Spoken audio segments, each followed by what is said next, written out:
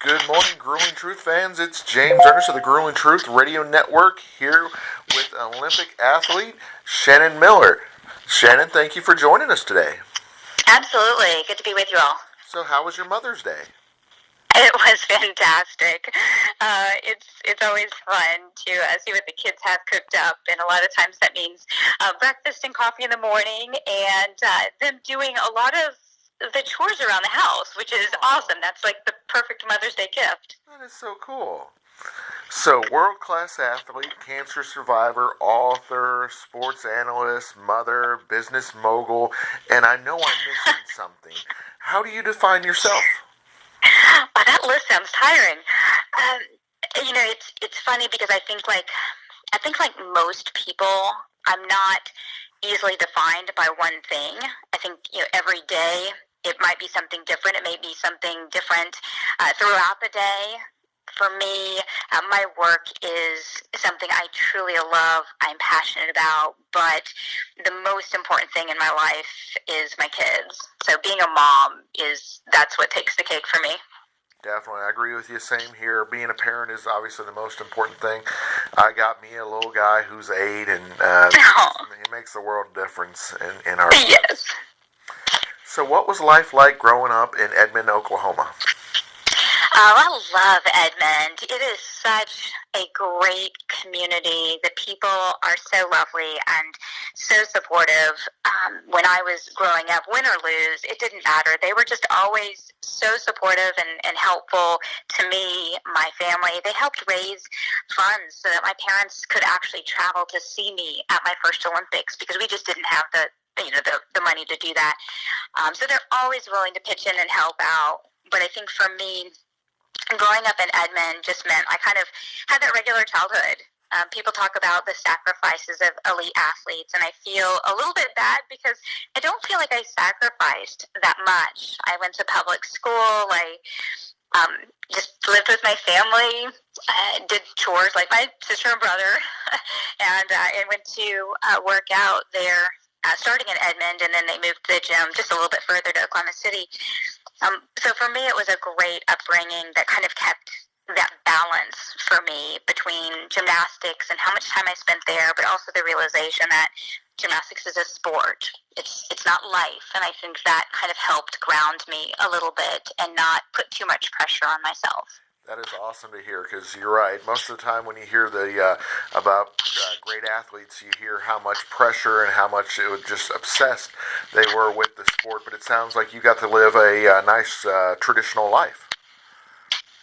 I really did. I spent an inordinate amount of time at the gym for sure, but that's where I wanted to be, and that's where most of my friends were. So looking back and having a 10-year-old myself, I can't even imagine him being at a gym 4 to 6 hours a day. I just can't imagine that. But for me, when I was going through it, it didn't seem odd. I just kind of assumed everyone was doing that in their respective sports, and it's just somewhere I loved being. Not that it was easy every day. Not that it wasn't challenging many times and going through some injuries and some different things. But overall, I just wanted to live in the gym. Do you have a favorite road or parkway in Oklahoma? Well, I guess I would have to. So after the 1992 Olympics, Edmond, they put up a sign as you enter Broadway, which is our main street as you go into town. And it's at home of Shannon Miller and some of the medals that I won during 1992.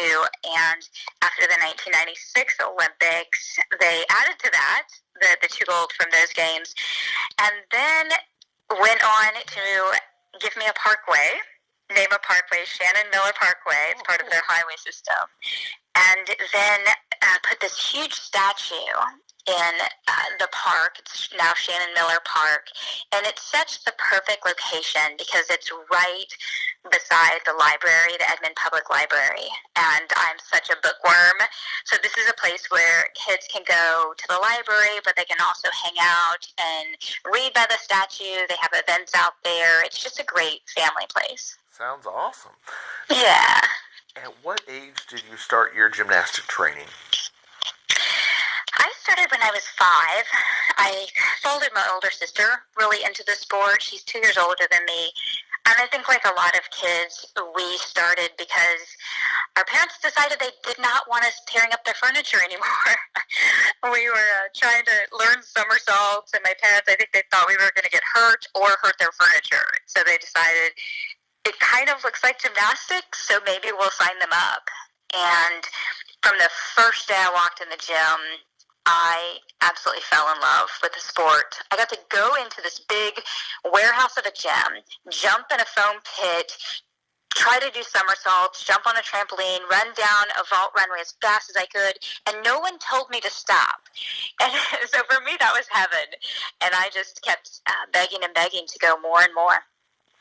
With your injury during 1992, were you ever worried you might miss out on the Olympic Games? I did.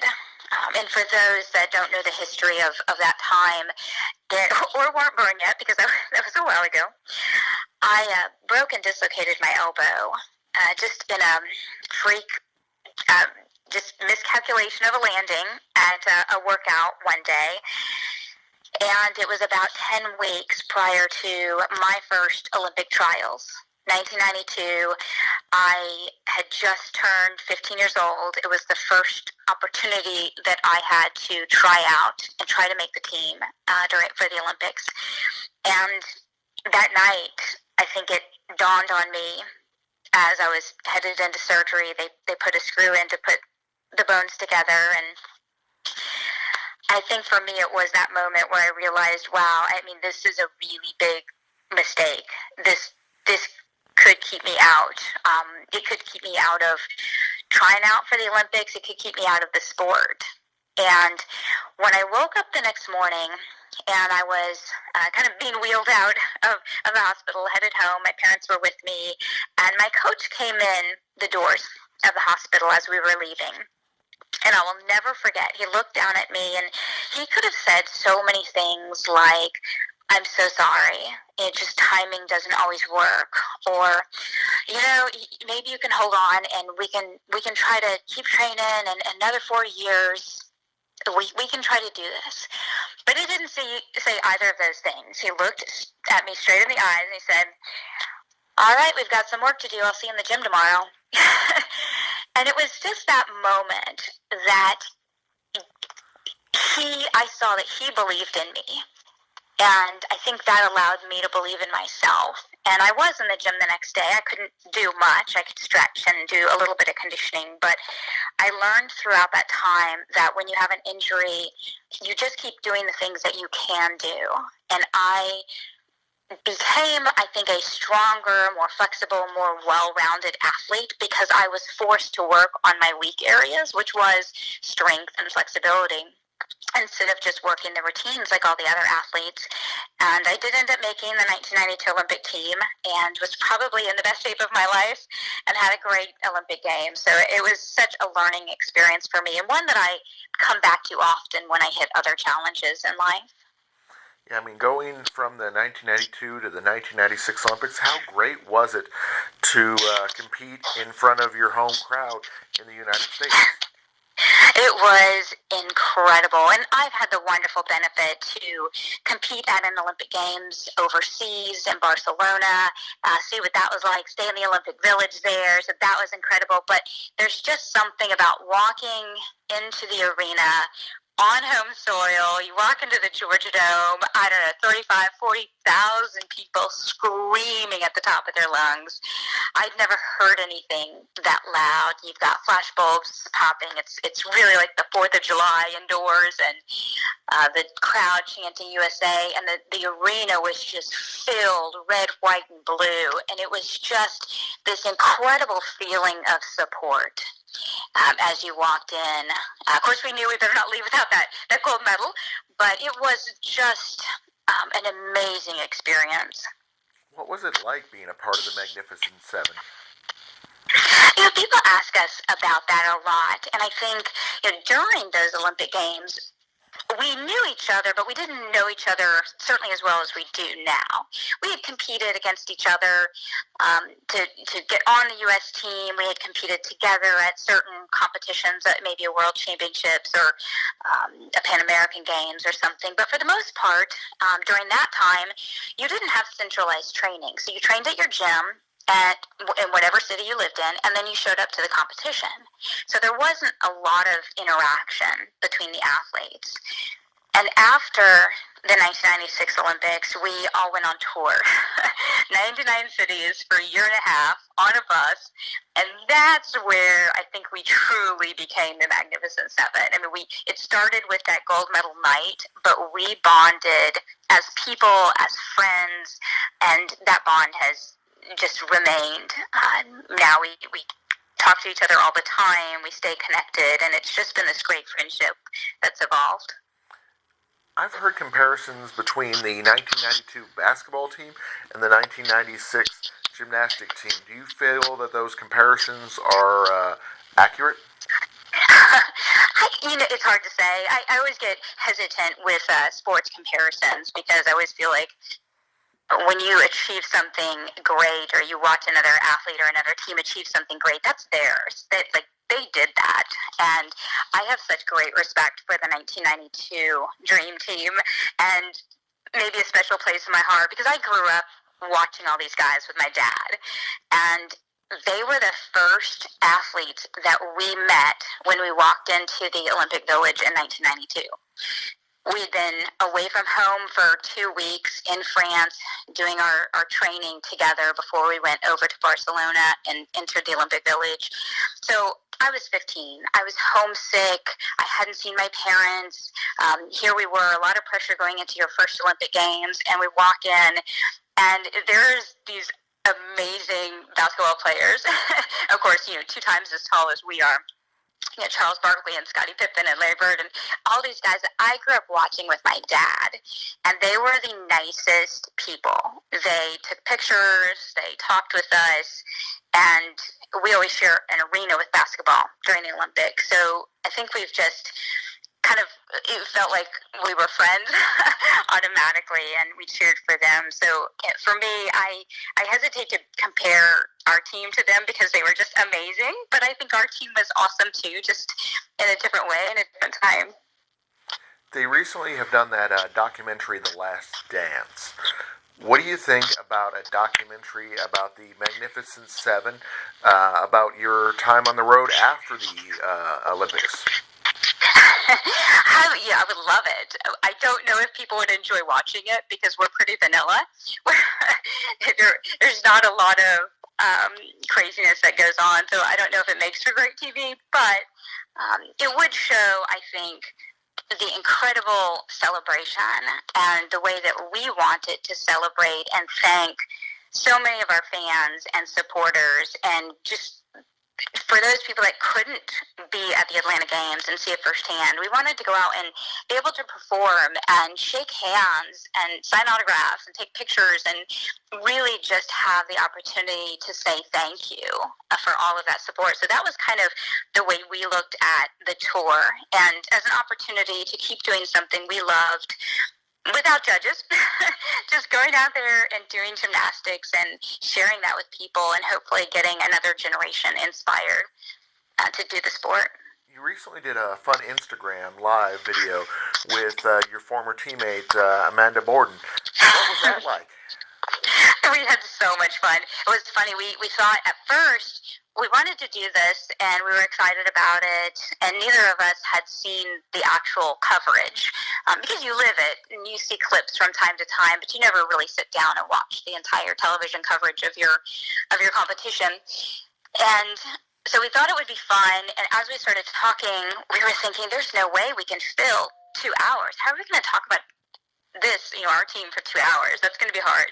And what we found was we kept talking. It was 2 hours later, and we didn't even know how to sign off. We wanted to keep chatting because we have so much to talk about. And I think the insight that we can give others that maybe have only seen the TV coverage, or maybe they weren't born yet. Maybe we're bringing this to them for the first time. So we shared some of our memorabilia. We shared some of our behind-the-scenes stories and things from our own perspective of being down on the floor and how things unraveled at the end, and then just what happened after the medal. So all of those things were super fun to be able to talk to fans about and answer their questions. You mentioned earlier about being in touch with the other teammates. So it sounds like you all communicate on a regular basis?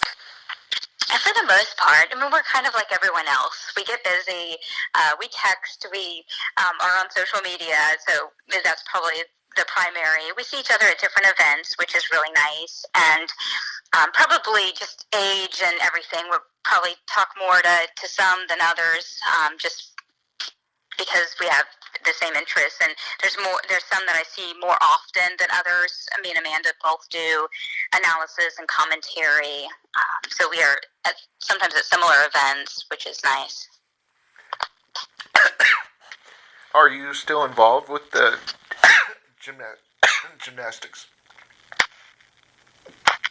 I am. So mostly these days I'm involved as an analyst and commentator, which basically means I go to the Olympics usually every 4 years, and I get to talk about gymnastics.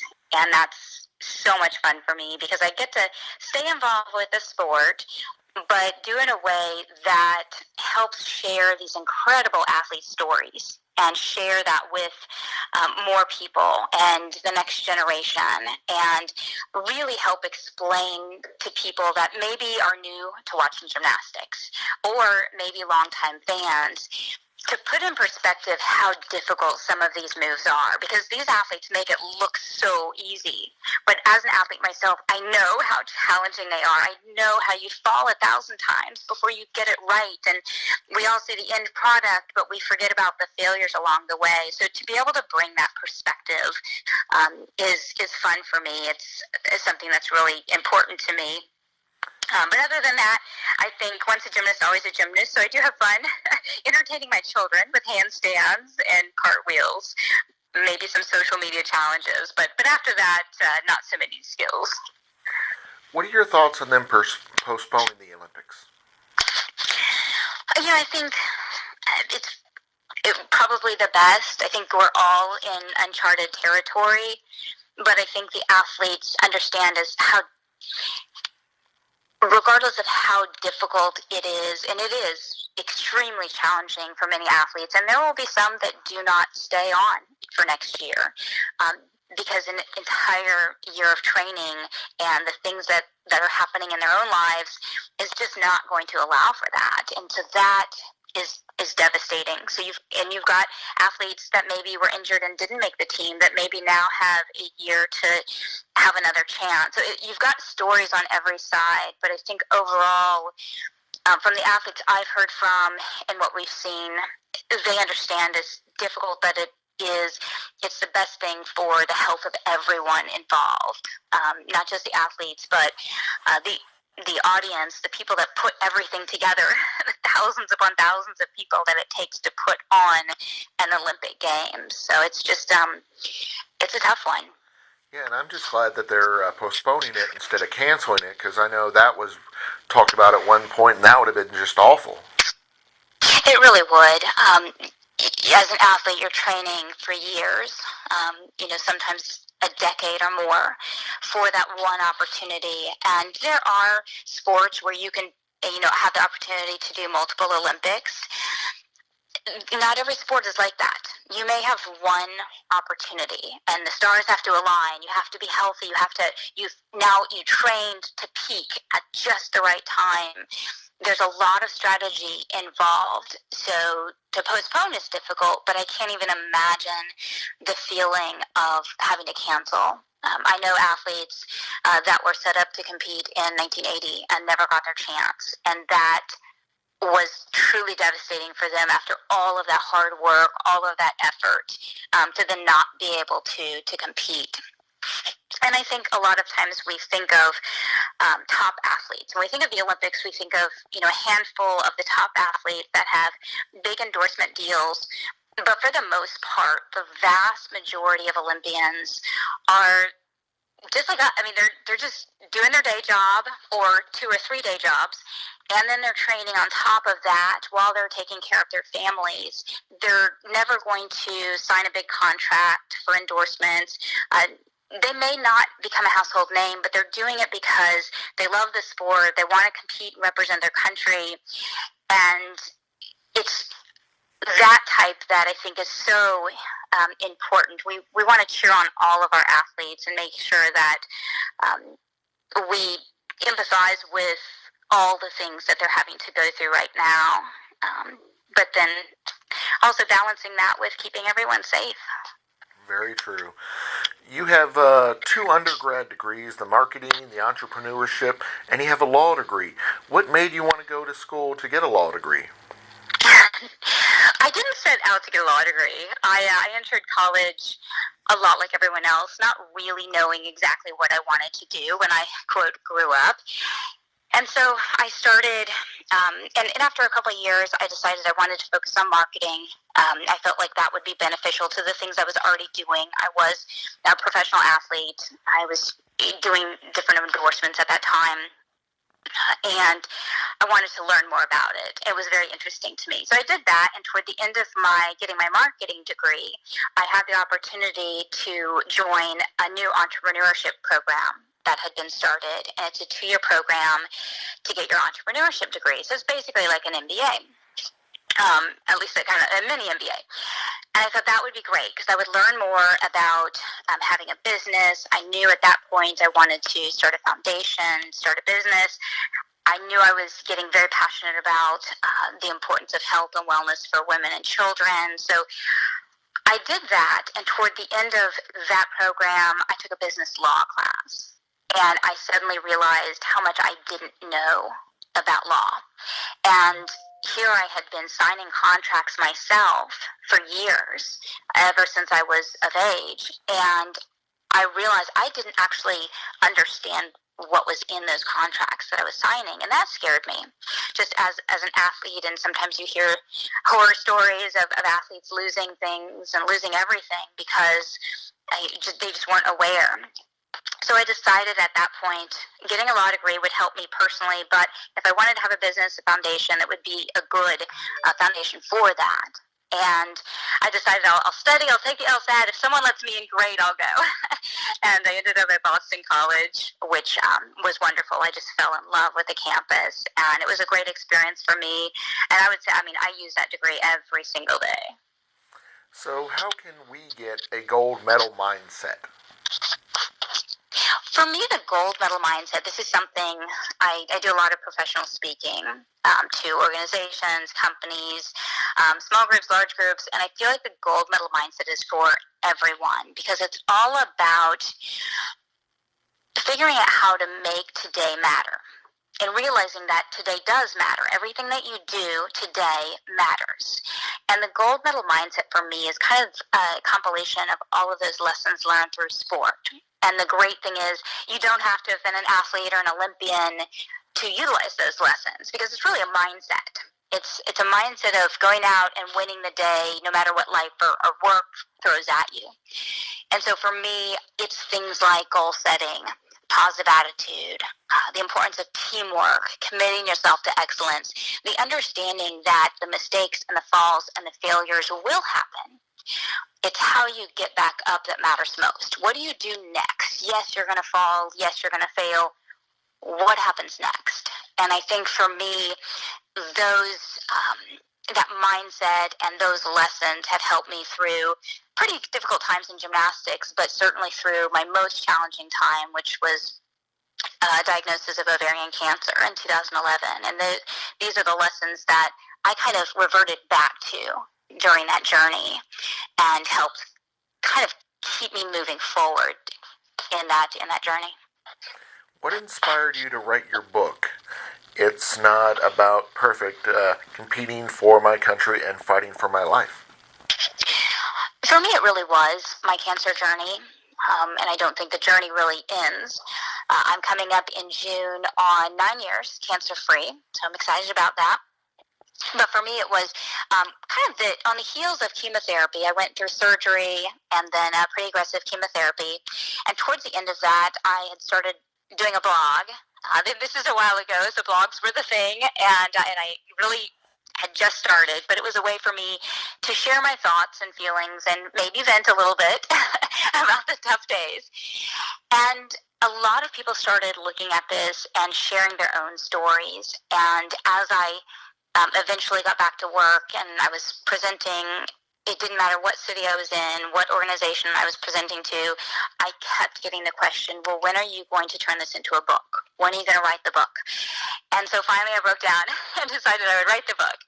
But I wanted it to be not just about the cancer experience, but about any challenge that we face, because we're all going to face challenges. And what can we do about that? How do we bring hope? How do we bring a positive attitude? Not just us pasting a smile, but how do we bring that positive attitude each day?